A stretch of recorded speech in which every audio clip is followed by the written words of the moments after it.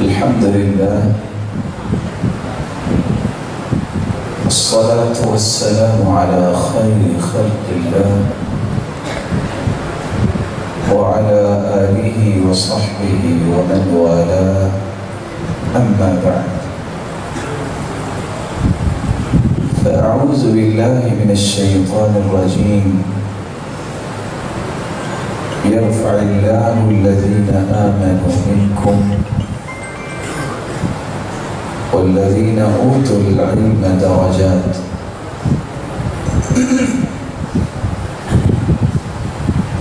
لائق صد تکریم سامعین مکرم،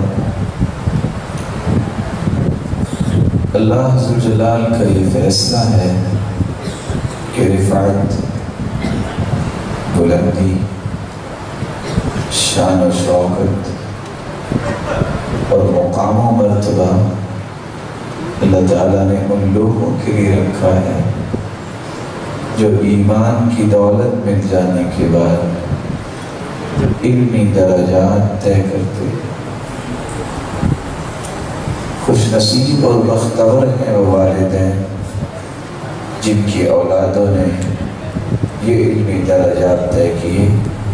اللہ ذوالجلال ان سب کو عالم ربانی بنائے اور صدقہ جاریہ بنائے۔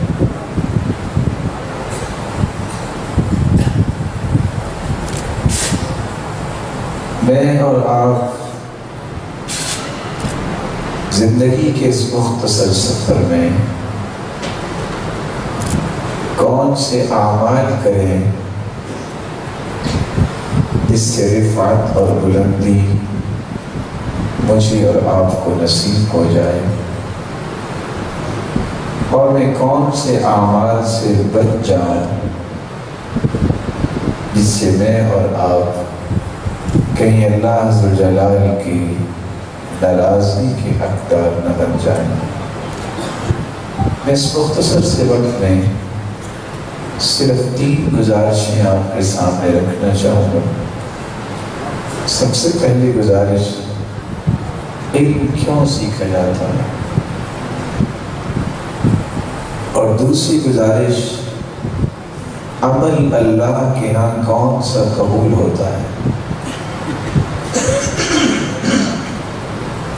اور تیسری گزارش، علم سیکھنے کے بعد عمل کرتے ہوئے مجھے کن باتوں کا خیال کرنا چاہیے تاکہ میرا ہر عمل میرے لیے صدقہ جاریہ بن جائے۔ رسول اکرم صلی اللہ علیہ وسلم نے 3 فیصلے سنائے ہیں علم کے متعلق۔ پہلا فیصلہ یہ ہے، من سلک طریقا یلتمس فیہ علما سہل اللہ له به طریقا الی الجنہ۔ جو شخص علم حاصل کرنے کے لیے اپنے گھر سے نکلتا ہے، اس راستے پہ نکلتا ہے، اس قدر یہ خوش نصیب انسان ہے، اس قدر یہ سعادت مند انسان ہے کہ اللہ ذوالجلال اس کے لیے جنت کا راستہ آسان کر دے۔ دوسرا فیصلہ اللہ کے رسول صلی اللہ علیہ وسلم نے ان الفاظ کے ساتھ سنایا ہے کہ جب بھی کوئی شخص علم حاصل کرنے کے لیے گھر سے نکلتا ہے، ان الملائکہ لتضع اجنحتها لطالب العلم رضا بما يطلب۔ چونکہ طالب علم حاصل کرنے کے لیے نکلتا ہے، اللہ ذوالجلال اس خواہش اور تمنا اور شوق اور عمل کو اس قدر پسند کرتے ہیں کہ اس سے راضی ہو کر فرشتوں کو حکم دیتے ہیں اس کے قدم زمین پہ نہیں لگنے چاہیے تو اپنے پروں کو اے فرشتوں بچھا دو۔ تیسرا فیصلہ اللہ کے رسول صلی اللہ علیہ وسلم نے فرمایا ہے، جو شخص گھر سے نکلتا ہے اور اللہ کے گھر کی طرف آتا ہے، لا يريد الا ان يتعلم او يعلم، اس کا مقصد یا تو سیکھنا ہے یا سکھانا ہے۔ یہ شخص گھر سے نکلنے والا کوئی معمولی انسان نہیں۔ جب یہ شخص واپس اپنے گھر جاتا ہے، فَأَجْرُهُ كَأَجْرِ الْحَاجِّ الْمُحْرِمِ، جب یہ واپس گھر چلا جاتا ہے تو اللہ عز و جلال اس کو اجر اتنا ہی عطا کرتے ہیں جتنا حاجی حج کرنے گیا اور حج کر کے واپس آیا۔ یہ واحد وہ شخص ہے جس نے علم کو سیکھا کہ اللہ نے اتنی شان دی ہے، اس کو اتنی شان دی ہے، فرمایا فضل العالم علی العابد كفضل القمر ليلة البدر على سائر الكواكب۔ 14ویں رات کے چاند کی چمک اور دمک عجیب ہی ہوتی ہے۔ اللہ کے پورا آسمان جو ہے وہ ستاروں سے تو بھرا ہوتا ہے، جس طرح 14ویں رات کے چاند کی فضیلت ستاروں پر ہے، اسی طرح ساری رات سجدے کرنے والا، تہجد پڑھنے والا، یہ تہجد گزار، اس پر ایک عالم کی فضیلت اسی طرح ہے جس طرح چاند کی فضیلت ستاروں پر۔ بلکہ یہ واحد وہ انسان ہے۔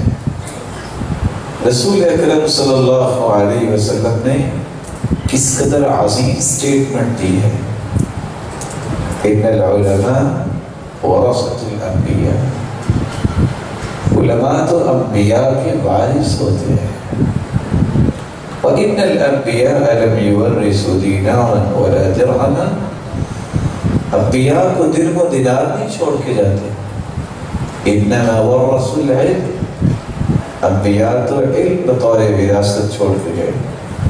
فمن اخذه اخذ بحظ وافر، جس نے اس وراثت کو لے لیا، اس جیسی دنیا کی کوئی وراثت نہیں۔ رسول اکرم صلی اللہ علیہ وسلم نے یہ بھی فرمایا، جب علم سیکھنے والا علم سیکھ لیتا ہے تو یہ بن جاتا ہے عالم۔ عالم جو بن جاتا ہے، جس کو عالم ربانی کہتے ہیں، کیونکہ علماء کی بنیادی طور پہ 3 قسمیں ہیں، عالم ملہ، عالم دولہ، عالم امہ۔ عالم ملہ اس کو کہتے ہیں اس کی زندگی کا مشن اور منہج اور منہاج یہ ہے، میں نے صرف قرآن اور سنت کی بات لوگوں تک پہنچانی، لوگوں کے مزاج کے مخالف ہے یا موافق ہے، لوگ اسے پسند کرتے ہیں یا نہیں کرتے، اس کو اس سے کوئی سروکار نہیں ہوتا۔ اس کو صرف یہ ہوتا ہے کہ مجھے حکم یہ ہے کہ میں نے اس دین کی دعوت اور تبلیغ کرنی ہے جو اللہ نے آسمانوں سے اتارا ہے، اور اللہ نے آسمانوں سے قرآن کو اتارا ہے، اور حدیث کو بھی جبریل لے کر آیا کرتے تھے۔ یہ ہوتا ہے عالم ربانی۔ ایک ہوتا ہے عالم دولہ، ایسا عالم جس کے پاس علم تو ہے لیکن صرف وہ فتویٰ دے گا جس سے حکومت خوش رہے، وقت کا بادشاہ خوش رہے، یہ عالم دولہ ہوتا ہے، اسی کو ہی عالم سو کہتے ہیں۔ اور تیسرا عالم ہوتا ہے عالم امہ، اس کو نہ یہ غرض ہوتی ہے کہ قرآن و حدیث کیا کہہ رہا ہے، نہ اس کو یہ غرض ہوتی ہے کہ میں نے اللہ کے سامنے پیش ہونا ہے اور مجھے جواب دینا ہے، اس کو صرف ایک غرض ہوتی ہے کہ لوگ کس بات پہ خوش ہوتے ہیں، میں نے وہ بات کرنی ہے۔ اس کو بھی عالم سو کہتے ہیں۔ عالم ربانی کو ہوتا ہے الذي يربي الناس بصغار العلم قبل كبار كونوا ربانيين اي فقهاء حکماء، دین کی گہری بصیرت حاصل کرنے والے اور دین کی حکمت و دانائی سے گہری واقفیت رکھنے والے، اور پھر لوگوں کو چھوٹی چھوٹی چیزوں کے ساتھ تربیت دینے والے اور لوگوں کی نوک پلک درست کرنے والے، ان کے رویوں کی کاٹ چھانٹ کرنے والے، انہیں مہذب بنانے والے، یہ ہوتے ہیں عالم ربانی۔ اور انہوں نے صرف دو چیزوں کو ہی فوکس کرنا ہوتا ہے، یہ میرے رب کا فرمان ہے اور یہ میرے رب کے محبوب کا فرمان اور عمل اور کردار ہے۔ اللہ ہمیں بھی ایسے علماء کی صف میں شامل فرما۔ اس لیے عالم ربانی کا ایک ایک حرف اس کے لیے صدقہ جاریہ بن جاتا ہے۔ رسول اکرم صلی اللہ علیہ وسلم کا فرمان ہے ان اللہ وملائکتہ واہل السماوات والارض حتى النملة في جحرها وفي رواية وحتى نينان البحر ليصلون على معلم الناس الخير۔ اللہ عز و جلال رحمتوں کی برکھا برساتے ہیں، کھربوں کی تعداد میں نورانی فرشتے اس کی برکت اور مغفرت کی دعائیں کرتے ہیں، اور زمین میں بسنے والی جتنی بھی مخلوقات ہیں، سمندروں اور دریاؤں میں مچھلیاں، ہواؤں اور فضاؤں میں پرندے، سب کے سب اس بات کے پابند ہیں تم دعائیں کرو اس ہستی کے لیے جو لوگوں کو خیر اور بھلائی کی تعلیم دیتا ہے۔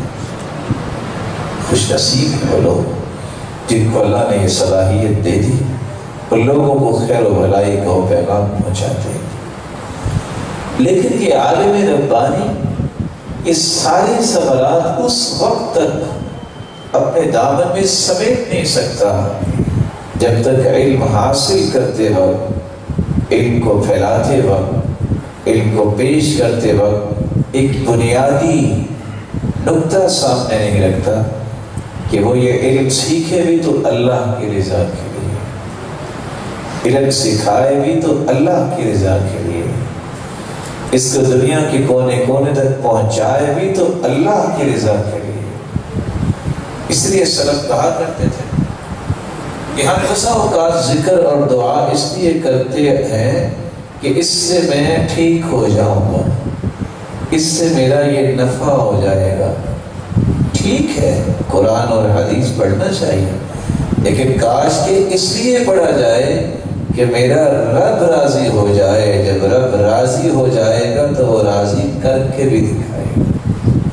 اس پہ اللہ تعالیٰ راضی ہو جائے، اس کو پھر دنیا میں بھی راضی کرتے ہیں اور آخرت میں بھی راضی کرتے ہیں۔ رسول اکرم صلی اللہ علیہ وسلم نے اس لیے فرمایا تھا من طلب العلم، جو شخص علم کو حاصل کرتا ہے لیباہی بہ العلماء، اس لیے کہ علماء میں بیٹھ کے فخر کر سکے کہ میں بھی عالم ہوں، او لیماری بہ السفہاء، یا اس لیے وہ علم حاصل کرتا ہے کہ میں بھی جھگڑا کر سکوں، میں بھی اپنے آپ کو ڈیبیٹ کے قابل بنا سکوں، او لیصیب بہ عوضا من الدنیا، یا وہ اپنے اس علم کا بدلہ دنیا سے ہی لینا چاہتا ہے، او لیصیب بہ عوضا من الدنیا، یا خالص دنیا کی کمائی کے لیے علم حاصل کرتا ہے۔ اور تیسری روایت میں آتا ہے لیصرف بہ وجوہ الناس الیہ، یا اس لیے علم حاصل کرتا ہے کہ لوگوں کو اپنا میں مرید بنا لوں اور لوگوں کی توجہ اپنی طرف مبذول کروا لوں، دنیا کے لیے، دنیا میں ہی بدلہ لینے کے لیے، فخر اور گھمنڈ کے لیے، اور اپنے آپ کو اس قابل بنانا کہ میں بھی لوگوں کے پاس بیٹھ کے ڈیبیٹ کر سکوں، یا لوگوں کو اپنی طرف متوجہ کرنے کے لیے جو علم حاصل کرتا ہے فَإِلَى النَّارِ اس کا راستہ جہنم کی طرف جاتا ہے۔ اس لیے میں گزارش کروں گا جو یہاں سے روشن چہرے فارغ ہوئے، اللہ ان کے ہاتھوں پہ خیر گزاری فرما، مولا کریم ان کے اساتذہ گرامی پر کروڑہا رحمتیں نازل فرما۔ علم پڑھتے وقت جو کل کلام فارغ ہوں گے یا علم کو پڑھاتے وقت بیان کرتے وقت اس اصول کو نہ چھوڑیے گا کہ میرا رب راضی ہو جائے۔ آپ کے پاس تھوڑا بھی علم ہے، اگر خالص ہوگا اخلص دینک یکفیک القلیل من العمل، دین کو علم کو اللہ کے لیے خالص کر لو، تھوڑا علم بھی بابرکت بن جائے۔ بندار محدث کہتے ہیں میری ماں نے کہا بیٹا اتنی دور پڑھنے کیوں جانا چاہتے ہو، میں بھی بوڑھی ہوں، تو نیت کو خالص کرو اور یہاں اسی شہر کے لوگوں سے تم پڑھنا شروع کر دو۔ بندار محدث پڑھنے لگ گئے، کہتے ہیں بڑی بڑی تمنا تھی کہ میں فلاں محدث سے پڑھوں، فلاں محدث سے پڑھوں۔ میں نے ماں کی بات کو اس طرح پلے باندھا، میں نے نیت کو خالص کیا، ماں کی دعائیں بھی میں جن کے پاس پڑھنے کی تمنا کرتا تھا، ایک وقت آیا کہ وہ محدثین مجھ سے زندگی کے ادب و آداب سیکھنے آ گئے۔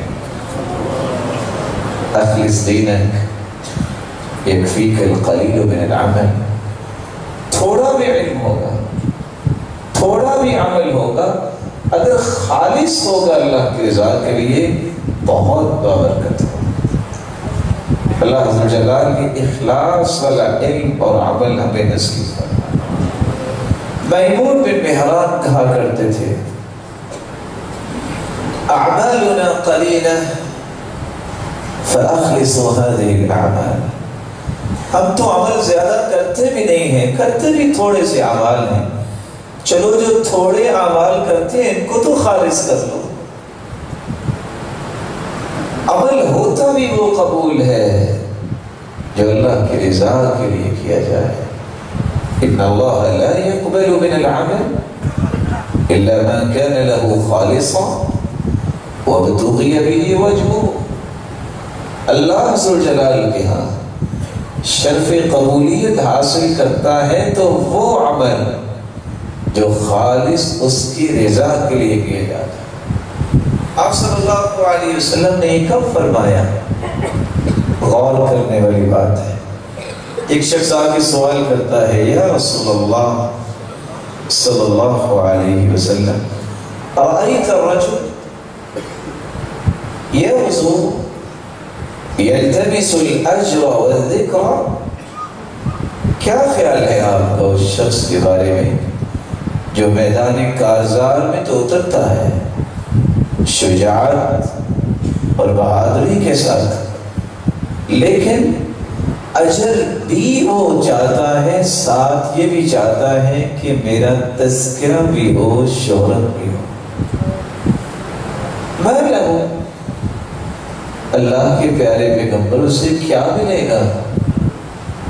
اللہ کے رسول نے فرمایا لا شیء لہ، شیء نکرہ ہے، نفی کے سیاق میں آ رہا ہے، وَالنَّكِرَةُ تَدُلُّ عَلَى الْعُمُومِ، تو کہتے ہو کہ جان کی بازی بھی ہار جائے اور پھر اجر کے ساتھ ساتھ تذکرہ اور شہرت بھی چاہے، اس کو قیامت کے دن کچھ بھی نصیب نہیں ہوگا۔ اور ساتھ یہ فرمایا ان اللہ لا يقبل من العمل الا ما كان له خالصا وابتغي به وجهه، اللہ عز و جلال صرف وہ عمل قبول کرتے ہیں جو خالص اللہ کی رضا کے لیے۔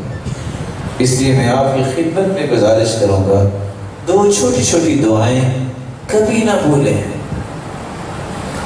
اللہم انی اعوذ بک ان اشرک بک شیئا وأنا أعلم وأستغفرك لما لا أعلم. اللہ میں ان گناہوں کی بھی معافی مانگتا ہوں جس کا مجھے علم ہے، اور میں ان گناہوں کی بھی مغفرت مانگتا ہوں جن گناہوں کا مجھے علم نہیں ہے اور مجھ سے سرزد ہو جاتا ہے۔ یہ دعا پڑھ لینے سے انسان شرک اکبر اور شرک اصغر ریاکاری سے محفوظ کر دیا گا۔ اور سیدنا عمر بن خطاب رضی اللہ تعالی عنہ یہ کہا کرتے تھے، اللہم اجعل عملی کلہ صالحا واجعلہ لوجہک خالصا ولا تجعل فیہ لأحد نصیبا، اللہ میرے ہر عمل کو صالح بنا دے اور اپنی رضا کے لیے خالص کر لے، کسی کا اس میں حصہ نہ رکھنا۔ تو علم وہ قبول ہوتا ہے جو اللہ کی رضا کے لیے سیکھا جائے، علم وہ قبول ہوتا ہے جو اللہ کی رضا کے لیے سکھایا جائے، پڑھایا جائے۔ اللہ ہمیں ایسے لوگوں کی صف میں شامل فرمائے۔ علم و عمل کی قبولیت کا دوسرا راز جو ہے، جس میں آج معاشرے میں بہت کمی آ گئی، کتنے لوگ آپ کو بڑے مخلص نظر آئیں گے لیکن سنت کو اہمیت نہیں دیتے۔ جب تک کوئی عمل رسول اللہ صلی اللہ علیہ وسلم کے طریقے کے مطابق نہیں ہے، سنت کے مطابق نہیں ہے، وہ عمل قبول نہیں ہوتا۔ کوئی بھی دنیا کا قابل سے قابل، نیک سے نیک انسان بھی وہ عمل کرے، اگر سنت کے موافق نہیں ہے تو میرے محترم، میرے معزز اور مکرم، وہ عمل قبول نہیں ہوتا۔ اس لیے حدیث کے الفاظ کیا ہے؟ من عمل عملا لیس علیہ امرنا فہو رد۔ یہاں بھی من استعمال کیا گیا ہے۔ علماء جو ہمارے سروں کے تاج ہیں وہ تشریف فرما ہے، یہاں بھی عموم ہے۔ عامل عملا، یہاں دیکھیں تاکید بھی ہے، اور پھر عملا یہاں بھی نکرہ استعمال ہوا۔ دنیا جہان کا نیک عمل سمجھ کے انسان کرے، دنیا جہان کی قابل ترین شخصیت عمل کرے، اگر وہ سنت کے مطابق نہیں تو میرے محترم وہ عمل اللہ کے ہاں قابل قبول نہیں۔ اس لیے علماء کہا کرتے تھے، سیدنا حسن بصری رحمۃ اللہ علیہ، لا يقبل القول الا بالعمل، کوئی بھی قول قابل قبول نہیں جب تک اس کے مطابق عمل نہیں ہوتا۔ ولا يقبل القول والعمل الا بالنیہ، اور کوئی بھی قول اور عمل اللہ کے ہاں کوئی وزن نہیں رکھتا جب تک اس میں نیت خالص نہ ہو۔ اور آگے کیا فرما دیا؟ وَلَا يُقْبَلُ الْقَوْلُ وَالْعَمَلُ وَالنِّيَّةُ إِلَّا بِاتِّبَاعِ السُّنَّةِ، نیت بھی، قول بھی، عمل بھی اس وقت تک قابل قبول نہیں جب تک وہ سنت کے مطابق نہیں۔ السنة سفینۃ نوح، من رکبها نجا ومن تخلف عنها هلك۔ یہ سنت کے مطابق عمل کرنا تو ایسا ہے جیسے سیدنا نوح علیہ السلام کی کشتی میں سوار ہونے والے کا حال تھا، وہی بچے تھے جو پیچھے رہ کے سب غرق ہو گئے۔ اللہ تعالی ہمیں سنت کے مطابق کام کرنے کی توفیق عطا فرمائے۔ ایک شخص سوال کرے گا، میں کیسے پتہ کر سکتا ہوں کہ میرا عمل سنت کے مطابق ہے کہ نہیں ہے؟ میں تو ساری کتابیں نہیں پڑھا ہوں، میرے پاس تو اتنا گہرا علم نہیں ہے۔ اگر آپ ساری کتابیں نہیں بھی پڑھے تو میرے بھائی 6 چیزیں یاد رکھ لو، آپ زندگی کی آخری سانس تک کبھی سنت سے دور نہیں ہوں گے، کبھی آپ بدعت کے قریب نہیں جائیں گے۔ سنت وہ ہوتا ہے عمل، وہ عبادت سنت ہوتی ہے ان تکون العبادة موافقة، ایسی عبادت اللہ عز و جلال کے ہاں قابل قبول ہے، اس کو سنت کہا جائے گا جو شریعت کے اندر اس عبادت کا اللہ عز و جلال کے پیغمبر نے یا اللہ عز و جلال نے سبب بیان کیا۔ ہم جب 30 شعبان مکمل ہو جاتی ہے، پھر ہم روزے 29 یا 30 رکھتے ہیں، ہم عید کا دن جو ہے کیوں مناتے ہیں؟ کیونکہ اللہ کے رسول نے منائی ہے۔ عید کے بعد انعام ملتا ہے اللہ کی طرف سے۔ ہم 10 ذی الحجہ کو کیوں عید پڑھتے ہیں؟ ہم نے قربانی کرنی ہے، اللہ کے رسول نے ایسا کیا ہے۔ اگر اللہ کے رسول نے کیا ہے، اس سے بڑا سبب کوئی نہیں ہو سکتا، تو پھر ہمیں بھی کرنا ہے۔ اللہ کے رسول نے تو عید الفطر بھی پڑھی، عید الاضحیٰ بھی پڑھی، کوئی تیسری عید بھی پڑھی تھی۔ اس کا سبب کیا ہے؟ وہ دن تو اللہ کے رسول کی زندگی میں بھی آیا تھا، نبوت کے بعد بھی 23 سال آیا تھا، لیکن آپ نے اس کا نام بھی لیا نہیں لیا۔ اس کا مطلب یہ نکلا کہ ہر وہ عمل جس کے بارے میں شریعت کے اندر کوئی ایسا حکم نہیں ہے، اللہ کے رسول نے اس کا کوئی سبب بیان نہیں کیا، میں وہ کام زندگی میں نہیں کروں گا، اور کروں گا تو وہ سنت نہیں ہو۔ ان تکون العبادہ موافقۃ للشریعہ فی جنسہا، وہ عمل سنت ہوتا ہے جس کی جنس کا تعین شریعت نے کیا ہے۔ آپ کے علم میں ہے ہرن کتنا مزیدار ہوتا ہے، کہنے والے کہتے ہیں ہوتا ہے کہ نہیں ہوتا۔ نیل گائے عربوں کو کتنی پسند تھی، لیکن آج کوئی ہرن قربانی میں ذبح کر سکتا ہے کہ میں ہرن کی قربانی کرتا ہوں؟ نہیں کرے گا۔ یہ مسئلہ لذت اور غیر لذت کا نہیں ہے، مسئلہ یہ ہے کہ رسول کریم صلی اللہ علیہ وسلم نے جو دین پیش کیا اس میں حکم کیا ہے۔ وَلِكُلِّ أُمَّةٍ جَعَلْنَا مَنْسَكًا لِيَذْكُرُوا اسْمَ اللَّهِ عَلَى مَا رَزَقَهُم مِّن بَهِيمَةِ الْأَنْعَامِ، یہ تو بہیمۃ الانعام سے قربانی کریں گے۔ وہ کون سے جانور ہیں؟ امام نووی فرماتے ہیں الاجماع أنه لا يجزئ في الأضحية إلا الإبل والبقر والغنم۔ امت کا اجماع یہ ہے کہ اگر جانور ذبح کیے جائیں گے قربانی میں تو اونٹ مذکر اور مؤنث، گائے مذکر اور مؤنث، بھیڑ بکری مذکر اور مؤنث۔ آپ گھوڑا اگرچہ حلال ہے لیکن قربانی میں اس کو ذبح نہیں کر سکتے، کیونکہ اس کی جنس کا تعین شریعت نے کیا ہے۔ تو سنت وہی عمل ہوگا جس کا تعین شریعت نے کیا۔ ان تکون العبادہ موافقۃ للشریعہ فی قدرها، سنت وہ عمل ہوتا ہے جس کی تعداد کا تعین بھی شریعت نے کیا ہے۔ صبح کے ہم کتنے فرض پڑھتے ہیں؟ آواز نہیں آئی۔ اگر ایک شخص کہتا جی تو چھوڑے جی، کافی زندگی گزار لی ہے، میں نے اللہ کے قریب ہونا ہے، میں نے آئندہ سے صبح کی 4 رکعتیں پڑھنی، جائز ہے؟ بھی نماز ہی پڑھے گا نا، پھر کیا ہوا؟ آج جب بھی کسی سے کہتے ہیں نا بدعت کیوں اختیار کرتے، کہتے ہیں نیکی ہے نا۔ نیکی وہ ہے جو محمد مصطفیٰ نے کر کے دکھا دی اور سمجھا دی اور خلفائے راشدین نے اختیار کی۔ اس لیے صحیح الجامع کی روایت ہے قیامت کے نزدیک بدعت اتنی عام ہوگی لوگ 2 رکعتوں کی بجائے صبح کی بھی 4 رکعتیں پڑھیں گے۔ آپ وضو کے اعضاء جب وضو کرتے ہیں تو ہاتھ کتنے مرتبہ دھوتے ہیں؟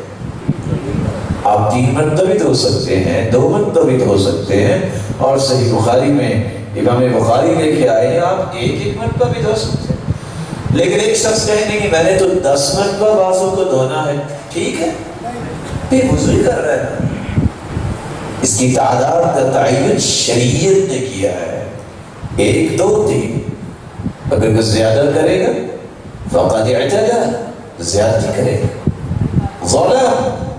ظلم کرے گا، اخطا، غلطی کرے گا. اس لیے امام مالک کے پاس ایک شخص آیا، کہتا میں نے 5 مشکیزیں اپنے اوپر بہائے ہیں، میرا غسل ہو گیا؟ تو کہتے ہیں آپ پہ تو غسل واجب ہے. تو وہ کیسے؟ کہا کبھی دیوانوں پر بھی غسل واجب ہوا؟ اور تم نے 5 مشکیزیں پانی کے ضائع کر دی اور ابھی پوچھ رہے ہو کہ میرا غسل ہوا کہ نہیں ہوا؟ شریعت یہ نہیں ہے کہ آپ وضو کرتے وقت اپنی محبت، اپنی سوچ کے مطابق کہیں کہ میں نے تو بازو 10 مرتبہ دھونا ہے، 8 مرتبہ دھونا ہے. اس کی تعداد شریعت نے طے کر دی. کیا عید کی بھی تعداد شریعت نے طے کی ہے؟ کتنی عیدیں ہیں اسلام میں؟ وَقَدْ أَبْدَلَكُمُ اللَّهُ، حدیث کہتی ہے صحیح بخاری کی کہ اللہ نے 2 دن تمہیں دیے ہیں، تیسری کا تو نام ہی. ابھی وقت آنے والا ہے لوگ اس کے بارے میں بھی شور مچائیں گے. عیدان عند اولی النہى لا ثالث لهما لمن يبغي السلامة في غد الفطر والأضحى وكل زيادة فيهما خروج عن سبيل محمد. جس بندے کا دین ایمان ہے اس کے پاس تو 2 عیدیں ہی ہیں. اسلام نے تعین 2 عیدوں کا کیا. جو تیسری منانا چاہتا ہے اسلام سے الگ ہو کے منا سکتا ہے، اسلام میں اس کی کوئی گنجائش نہیں. چوتھی شرط یہ ہے جس سے آپ پہچان سکتے ہیں کہ عمل سنت کے مطابق ہے کہ نہیں، ان تكون العبادة موافقة للشریعة فی کیفیتها. شریعت نے ہر عبادت اور عمل کی کیفیت بھی پیش کی.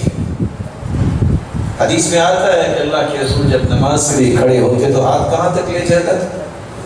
حذو منکبہ، کندھوں کے برابر، حیال اذنی، کانوں کی لو تک. اور سنن ابی داؤد کی روایت یرفعون الی صدورہم، سینے تک. اگر وہ ہاتھ یہاں تک لے جائے یہ سنت ہوگا؟ کیونکہ اللہ کے رسول نے نہیں کیا، کیونکہ صحابہ نے نہیں کیا. سامنے ہاتھ باندھنے کی بجائے پیچھے باندھتے ٹھیک ہوگا؟ اگر یشد بہما علی صدری، سنن ابی داؤد کی روایت ہے کہ اللہ کے رسول سینے پر باندھتے تھے. کوئی گردن پر باندھتے ہیں، کچھ زیادہ ہی کہے کہ میں نے تو یہ کر کے چھوڑنا ہے تو ٹھیک ہوگا. اور اگر کوئی کہے کہ میں نے تو ادھر باندھنا ہے، یہ سنت ہوگا. سنت وہ عمل ہوتا ہے جس کی کیفیت رسول اللہ صلی اللہ علیہ وسلم نے طے کر دی. آپ وضو کو لے لیجیے. ہم وضو جب کرتے ہیں تو پہلے کیا کرتے ہیں؟ کس کو دھوتے ہیں؟ ہم ہاتھوں کو دھوتے ہیں. اس کے بعد اگر ایک انسان کہے میں تو بہت تھکا ہوں، پہلے پاؤں دھو لیتا ہوں، چلو اس کے بعد بازو دھو لوں گا، تو چہرہ دھو کے ہاتھ آخر میں دھلی جائیں گے. وہی سارے کام کرتا ہے جو وضو کے ہیں، وضو ہو جائے گا اس کو. یہ ترتیب اللہ کے رسول نے بیان نہیں کی. ایک بندہ سارا دن کام کرے کہے بڑی تھکاوٹ ہے، بیٹھے بیٹھے کہے اللہ اکبر، پہلے 2 سجدے کر لے، بڑی مشکل سے اٹھ کے رکوع کرے اور قیام کر کے سلام پھیرتے رکھے تو ہوگی تو ٹھیک ہے ایسی نماز. اس کی کیفیت رسول اللہ صلی اللہ علیہ وسلم نے طے کر دی. اسی کیفیت کے مطابق وضو ہوگا. آپ کام وہی کریں نماز کے، لیکن اگر کیفیت وہ نہیں ہے تو یاد رکھنا یہ سنت نہیں ہو سکتی. 5ویں شرط، آپ کیسے پہچان سکتے ہیں کہ سنت کے مطابق میں عمل کر رہا ہوں؟ شریعت نے عمل کا ایک وقت طے کر دیا ہے، اس سے پہلے اور بعد میں نہیں ہو سکتا. ان تكون العبادة موافقة للشریعة فی زمنها، ایک وقت ہے. کیا خیال ہے آج آپ رات کو لیٹ فارغ ہوں گے، تو پھر رات 12 بجے صبح کی نماز پڑھ کے سو جائے؟ بولے نہیں ہو سکتی ہے؟ اس کا وقت طے ہے۔ ایک بندہ کہے میں 4 سال پہلے گیا تھا، توبہ توبہ، اتنی بھیڑ تھی مینار کے اندر، سنا ہے کہ 27 لاکھ لوگ تھے۔ میں نے نا اس سال ذہن بنایا ہے کہ جیسے حج کھلتا گیا نا، میں نے چپ کر کے محرم کے آخر میں جانا ہے، مینا بھی خالی ہوگا، میدان عرفات بھی خالی ہوگا، سکون سے عرفہ میں دعائیں کریں گے اور ٹھاڑ سے شیطان کو کنکریاں ماریں گے، ہو جائے گا اس کا حج۔ الحج اشہر معلومات، حج کے ایام طے ہیں، یہ شوال ذوالقعدہ ذوالحجہ کے پہلے 10 دنوں میں ہیں، آپ یہ محرم سفر میں نہیں کر سکتے، اس کا وقت ہے۔ عید کا بھی وقت ہے کہ نہیں ہے؟ عید الفطر کب پڑھی جائے گی؟ جب ہم روزے رکھتے ہیں۔ اور عید الاضحیٰ کب ہم پڑھتے ہیں؟ 10 ذوالحجہ۔ اور تیسری عید کا وقت کس نے تعین کیا ہے؟ یہ سنت نہیں ہو سکتی۔ چھٹی بات یہ ہے، وہ عبادت اور وہ عمل سنت کے مطابق ہوگا، ان تكون العبادة موافقة للشریعہ فی مکانها، ایک جگہ کا تعین شریعت نے کیا ہے۔ آپ راجوال میں 55 سال نمازیں پہلی صف میں تکبیر اولیٰ کے ساتھ پڑھیں، اس کے مقابلے میں آپ بیت اللہ میں ایک نماز پڑھیں تو 55 سال کی نمازوں سے وہ افضل ہے۔ آپ اگر اس مبارک مسجد اللہ جلال اس کو توحید و سنت کا مرکز بنایا ہے، اس کو مزید مضبوط و مربوط بنائے اور بلندیوں سے نوازے، میں اور آپ اس مسجد کے 700 چکر بھی لگا لیں تو ہمیں طواف کا ثواب ملے گا؟ وہ صرف بیت اللہ کا ہے۔ جب تک یہ 6 اصول آپ کو یاد ہیں، آپ کبھی بھی بدعت کے قریب نہیں جائیں۔ اس لیے عمل وہ قبول ہوتا ہے جو سنت کے مطابق ہو۔ اس لیے راوی کہتے ہیں میں نے امام احمد بن حنبل کے ساتھ سفر کیا، ان کی زبان سے دعا ہی ایک نکلتی تھی، اللہم احینا علی الاسلام والسنہ، یا اللہ جب تک رکھنا اسلام پہ رکھنا اور سنت کے مطابق زندگی گزارنے والے لوگوں میں شامل رہے۔ لیکن یہاں یہ بات بھی میں آپ کی خدمت میں پیش کرتا ہوں، عمل کب انسان کا ٹھکرایا جاتا ہے، کب قبول نہیں ہوتا۔ آپ دنیا جہان کی ڈگری حاصل کر چکے ہیں، لیکن اگر آپ کی زبان اور آپ کے عمل پہ شرک آ گیا تو یاد رکھنا عمل قبول نہیں ہوگا۔ وَلَوْ أَشْرَكُوا لَحَبِطَ عَنْهُمْ مَا كَانُوا يَعْمَلُونَ۔ انبیاء کا تذکرہ اللہ نے کیا ہے، کہا کہ اگر وہ انبیاء کی مبارک ہستیاں، وہ بزرگ ہستیاں بھی اگر شرک کرتی تو جو ان کے اعمال تھے وہ ضائع ہو جاتے۔ اسی میں آپ سے گزارش کروں گا، آپ اگرچہ محبت میں آ کے یہ کہتے ہیں، آپ اگرچہ احترام میں یہ کہتے ہیں، بس جی آپ کی دعاؤں سے سارا چل رہا ہے، بس جی کسی نے لکھا ہوتا ہے میرے باپ کی دعا یہ، بس جی میں جو کچھ ہونا، بس یہ میری ماں کی دعا ہی ہے۔ بہت اچھی بات ہے، ماں سے دعائیں لیا کرو اور والد سے دعا لیا کرو، ان کی خدمت کیا کرو، یا کسی بڑے کو ملتے وقت ضرور کہا کرو کہ آپ میرے لیے دعا کیجئے، کوئی حرج نہیں۔ کسی نیک انسان سے مل کے کہنا چاہیے، یہ وسیلہ جائز ہے، بھی دعا رجل صالح، نیک انسان سے دعا کروانا۔ لیکن یہ کہنا کہ صرف آپ کی دعاؤں سے ایسا ہو رہا ہے، نہیں میرے بھائی، اللہ کی رحمت سے ہوتا ہے، پھر اس کے بعد دعا جو ہے اللہ اس کو قبول کرتا ہے۔ اللہ کے رسول نے اتنی بھی سپیس نہیں دی، صحابی نے اتنا ہی کہا تھا ما شاء اللہ وشئت، جو اللہ چاہے جو آپ چاہے۔ اب صلی اللہ علیہ وسلم کو غصہ آ گیا، فرمایا جعلتنی للہ ندا، تو تم نے مجھے اللہ کے برابر کر دیا کہ جو اللہ چاہے جو میں چاہوں۔ یہ کہو ما شاء اللہ ثم شئت، ہوگا وہ جو اللہ چاہے گا، پھر اس کے بعد جو آپ اللہ سے دعا کریں گے تو اللہ اس کو بھی قبول فرمائے گا۔ اسی دعا کیا کرے اللہ زندگی کے آخری سانس تک ہمیں شرک کی ہوا سے بھی بچائے۔ عمل ٹھکرایا کب جاتا ہے؟ جب وہ بدعت ہوتی ہے، الفعل المخالف لرسول اللہ صلی اللہ علیہ وسلم۔ امام ابن تیمیہ نے بڑی سادہ الفاظ میں کہا ہے کہ بدعت ہوتی وہ ہے جو رسول اکرم صلی اللہ علیہ وسلم کی فعل اور عمل کے مخالف ہے۔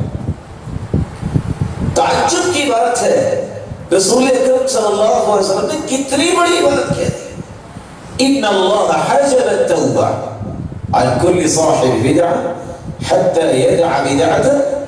سید ترغیب کی روایت ہے بدعتی جتنا مرضی عمل کر لے، اللہ عز و جلال نے اسے دیکھنا بھی پسند کیا۔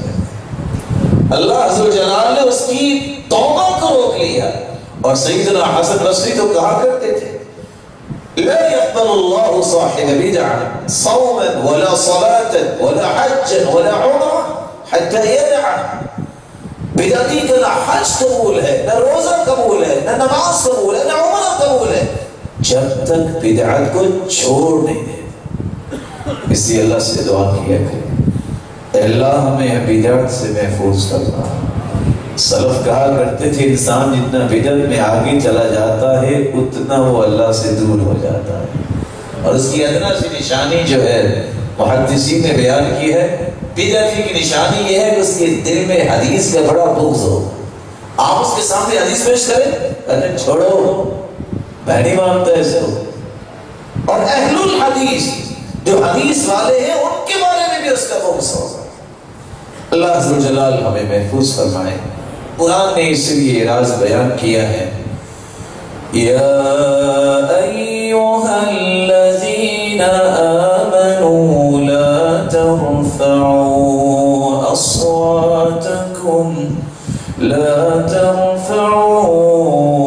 أصواتكم فوق صوت النبي ولا تجهروا له بالقول كجهر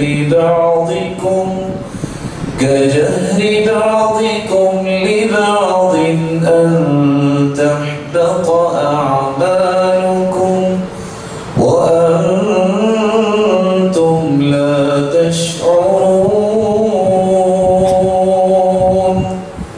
اس طرح زندگی میں اللہ کے رسول کی بات پہ کسی کو بلند آواز بلند بات کرنے کی اجازت نہیں تھی۔ آج ہمیں بھی جب حدیث آ جائے تو اپنی بات کو اس کے اوپر مقدم نہیں کرنا چاہیے، اس بات پہ اپنی بات کو بلند نہیں کرنا چاہیے۔ قرآن کہتا ہے تمہارے تو اعمال ضائع ہو جائیں گے، تمہیں پتہ ہی نہیں چلے گا۔ اللہ عز و جلال ہمارے اعمال کو محفوظ رکھا۔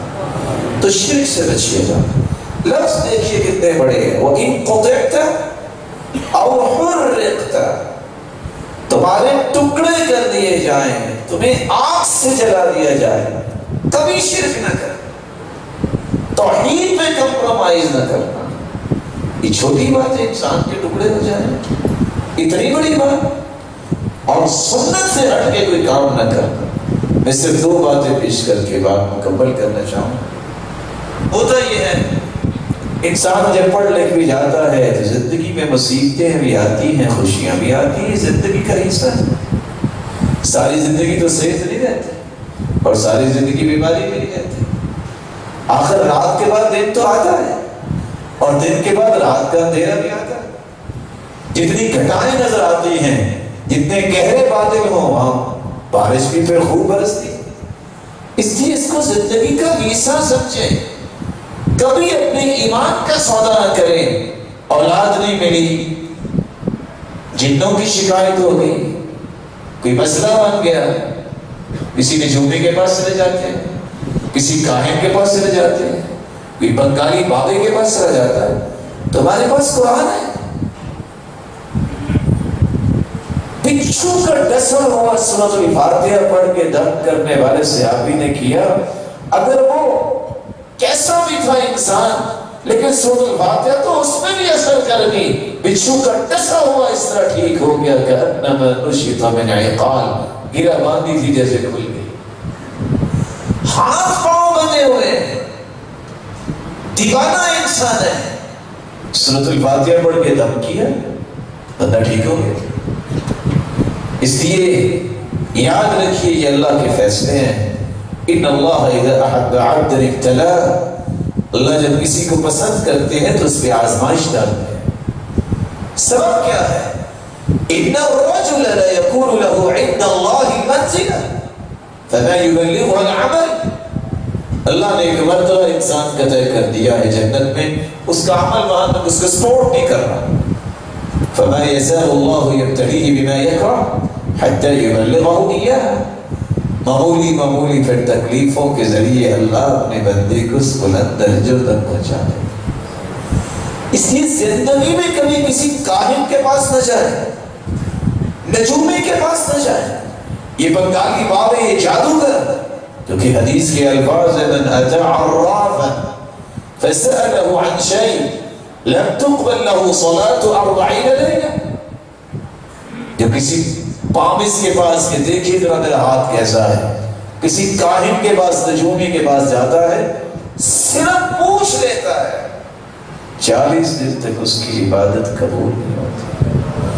اور دوسری روایت میں آتا ہے فصدقه بما يقول فقد كفر بما انزل على محمد صلی اللہ علیہ وسلم، اگر اس کی بات آپ نے مان لی کہ ہاں یہ سچ کہہ رہا ہے، ادھر تصدیق نجومی کی کرو گے، ادھر محمد مصطفیٰ پہ اترنے والے قرآن کے منکر ہو جاؤ۔ اللہ تعالیٰ ہمیں ایسے راستوں سے بچائے، ہمیں قرآن سے جوڑے رکھے، حدیث سے جوڑے رکھے۔ ان الرجل لیصلی 60 سنہ، ایک بندہ 60 سال نماز پڑھتا ہے، وما تقبل له صلاۃ، اس کی نماز ایک بھی قبول نہیں ہوتی۔ کیوں نہیں قبول ہوتی؟ کیا اس نے وضو نہیں کیا؟ کیونکہ وہاں بھی حدیث ہے لا تقبل صلاۃ بغیر طہور، نہیں وضو تو کیا ہے۔ کیا اس نے سورۃ الفاتحہ نہیں پڑھی؟ لا صلاۃ لمن لم يقرأ بفاتحة الکتاب، نہیں سورۃ الفاتحہ بھی پڑھی ہے۔ تو مسئلہ کیا ہے؟ 60 سال کی عبادت قبول کیوں نہیں ہے؟ لعلہ یتم الرکوع ولا یتم السجود، لعلہ یتم السجود ولا یتم الرکوع، وہ سجدہ صحیح نہیں کرتا، وہ رکوع صحیح نہیں کرتا۔ 60 سال نماز پڑھنے کے باوجود ایک نماز بھی قبول نہیں ہوتی۔ میں آپ سے گزارش کروں گا، یہی علم ہے۔ علم کا معنی ہی یہ ہے معرفت، مجھے پہچان ملے میرا رب کون ہے، مجھے معرفت ملے میرے لیے زندگی میں آئیڈیل کون ہے، مجھے اپنی زندگی کے مقاصد کا ادراک ہو، میں نے عبادت کیسے کرنی ہے، میں نے لوگوں کے ساتھ اچھے رویے کیسے پیش کرنے ہیں، میں معاشرے میں نفع مند کیسے بن سکتا ہوں، میں بڑوں کا احترام کیسے کروں، میں چھوٹوں پہ شفقت کیسے کروں، میں کسی کے لیے خیر خواہی والا انسان کیسے بن سکوں، یہ علم ہے۔ اگر یہ چیزیں حاصل ہو جائیں تو یہ بہت بڑی نعمت ہے، اور یہی علم کا رنگ ہے۔ اللہ یہ رنگ ہم ایک کو نصیب فرمائے۔ میری اللہ عز و جلال سے دعا ہے، جس طرح میرے مالک یہ سب تیرے گھر میں جمع ہے، سب کو جنت الفردوس میں اپنے محبوب کے ساتھ جمع فرما اور اپنے دیدار کا مستحق بنا۔ الہ العالمین، اس مرکز کے بانی و مبانی جو دنیا سے جا چکے، اے اللہ ان کو کروٹ کروٹ رحمتوں سے نواز اور کروڑہا رحمتوں سے نواز دے، اور قیامت کے دن ان کو صالحین صدیقین کے ساتھ اور انبیاء کے ساتھ ان کو کھڑا فرما۔ اور اللہ ان کی اولاد جو واقعتاً اللہ نے نیک اولاد بنائی ہے، بڑے ملہم ہیں یہ لوگ، سچی بات ہے۔ میرے محترم و مکرم اور محتشم بھائی ڈاکٹر عبید الرحمن حفظہ اللہ، اللہ عز و جلال اس اسرہ مبارکہ کی حفاظت فرمائے اور ان کے ہاتھوں پہ مزید خیر کو جاری فرمائے۔ وآخر دعوانا الحمدللہ۔